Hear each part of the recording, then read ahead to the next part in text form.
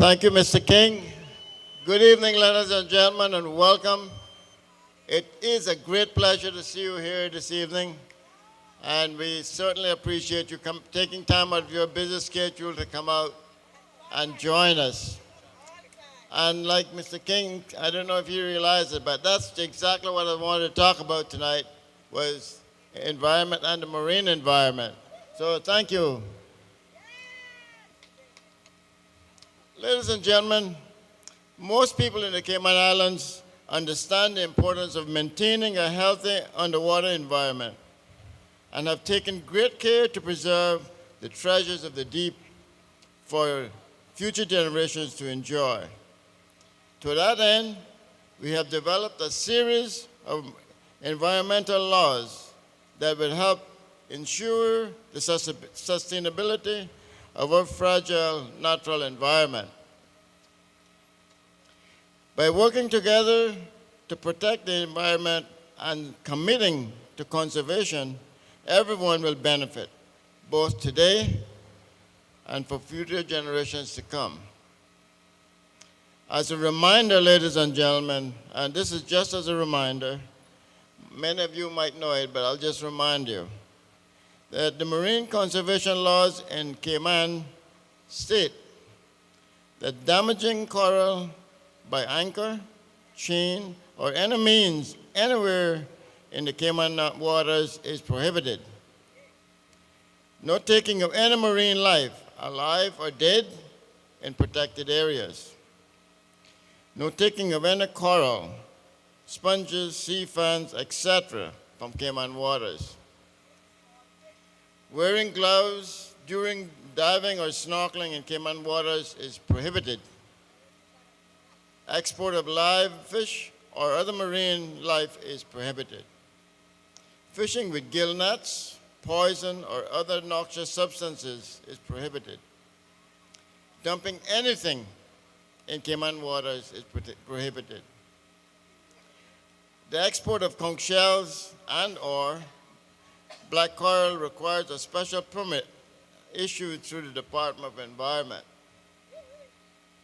Ladies and gentlemen, during my time in the Legislative Assembly, I have brought important amendments to the marine conservation law to ensure tighter restrictions on the catch limit of conch and lobster, and have also reduced the open seasons for conch and lobster. In that way, ladies and gentlemen, it gives that marine life a better opportunity to survive and reproduce. Those amendments to the Marine Conservation Law, I brought them in the Legislative Assembly. I move to have a daily, the ladies and gentlemen, that has proved to enhance the season and the population in the marine life. And the CDP will enhance our conch production in other innovative ways, such as conch farming, as I mentioned in my speech at Bergman's Bakery a couple of weeks ago. Don't forget, ladies and gentlemen, that a vote for the Cayman Democratic Party is a vote for continued conservation of our fragile 100 square mile paradise.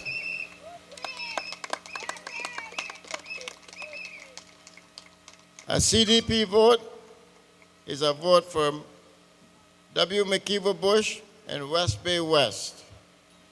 A CDP vote is a vote for Bernie Bush and West Bay North.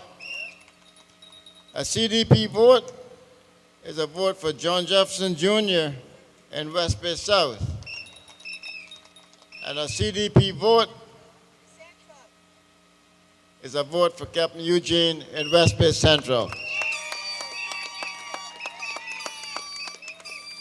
Ladies and gentlemen, with the growing expansion along our shorelines, one of our most underrated assets, the mangroves, must be more closely examined, much of which is being lost to development. An estimated 85% of fish spend their early years in the mangroves, where they are protected by the root system from larger predators, and where the decaying leaves ultimately turn into a rich food source for marine aquatic life. As well as being nurseries for the reef, the tightly tangled root system of these trees create a highly effective natural storm barrier, reducing the impact of wave damage and preventing coastal erosion. Mangrove roots also trap sediment in rainwater runoff, preventing it from flowing into the ocean and clouding the water, which would starve the coral of vital sunlight.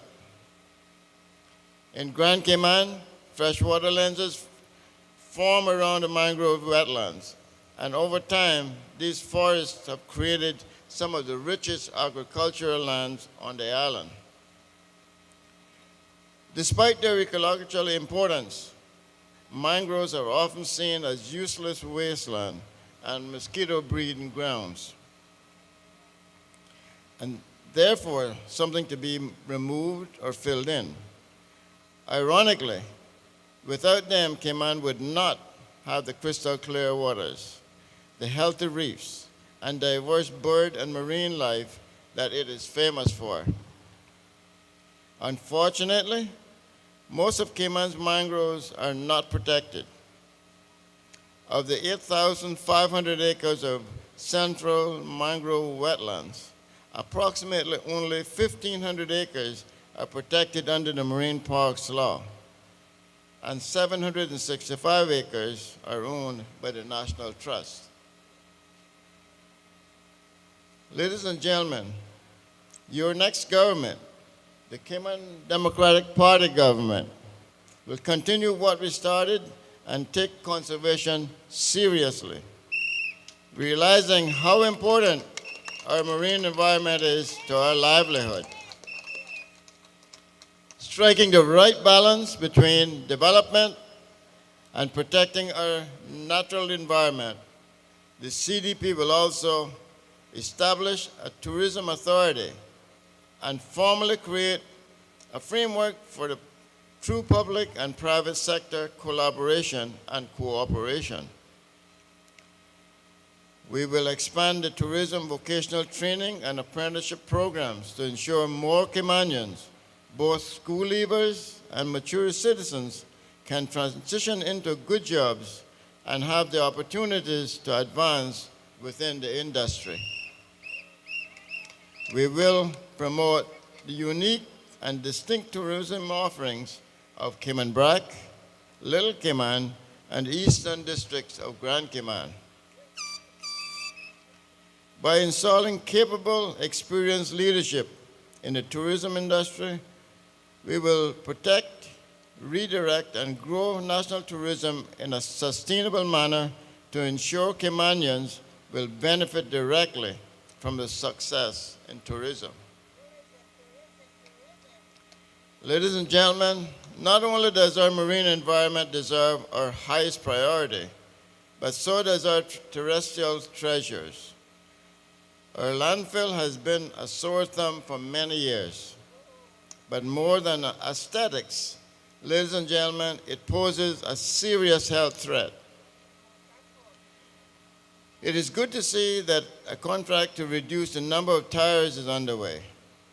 It is also good to see that a number of recycling companies have established themselves. But ladies and gentlemen, this is one of those areas where we must all get involved. We cannot expect the government to micromanage everyone's waste. But the Cayman Democratic Party will put proper programs in place to ensure that our environment is properly protected. Every step of progress of mankind is marked by the discovery and use of natural resources previously unused. Without such progressive knowledge and utilization of natural resources, population could not grow, nor industries multiply, nor the hidden wealth of the earth be developed for the benefit of mankind. With increased trust in local farming, our water and soil are especially precious resources that we must protect under the umbrella of conservation.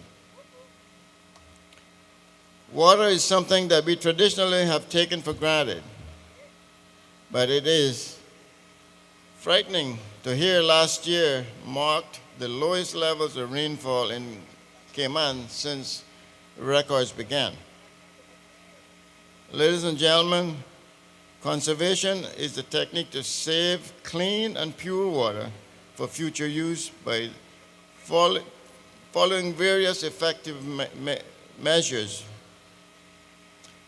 Managing fresh water as a sustainable resource requires various strategies and activities in order to protect life by meeting all the water demands.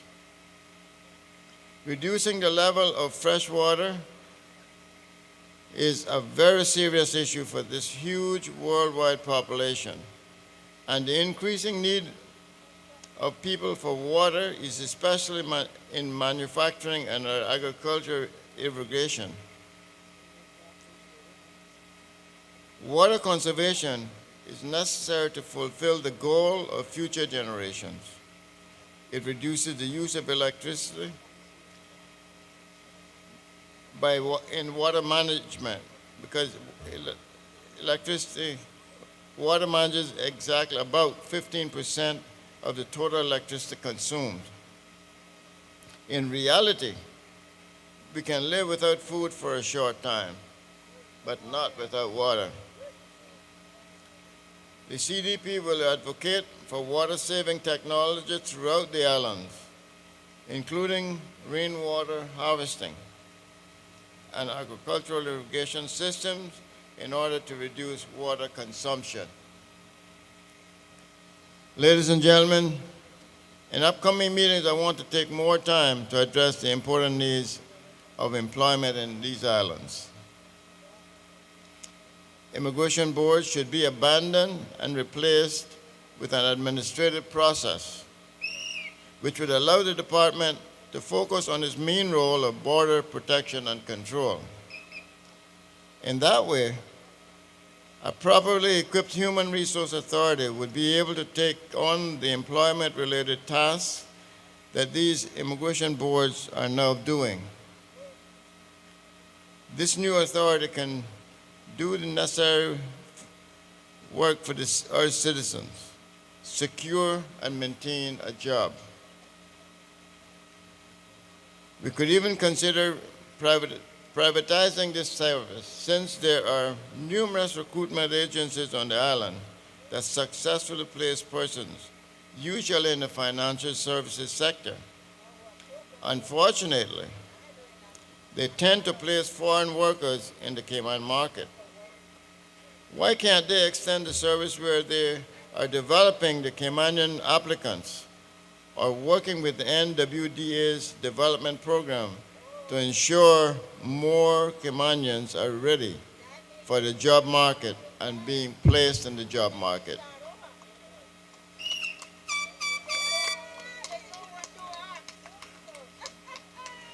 This authority will work closely with the Immigration Department to suggest work permits approvals as necessary. But immigration boards will not have to be diverted from their proper job of border protection to deal with the day-to-day employment assessment. Ladies and gentlemen, there's been a steady increase of work permits from 18,000 in 2002 to over 23,000 in 2016. With the unemployment rate at an estimated 2,200 persons, there must be a way to match some of those work permit openings with our local people. There must be. There are around 600 clerical support workers, 1,300 managers, and over 5,000 service workers. Ladies and gentlemen, the Cayman Democratic Party will ensure that we establish the proper protocols to have this new system in place to better protect our people in our own country. If nowhere else, you should be able to get a job in your own country.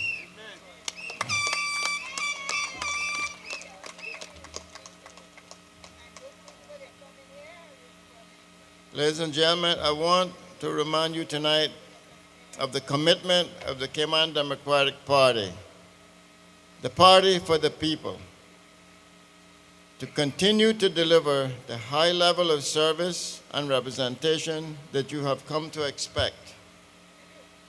I leave you with our mantra tonight. The meaning of life is to find your gift. The purpose of life is to give it away. On May 24th,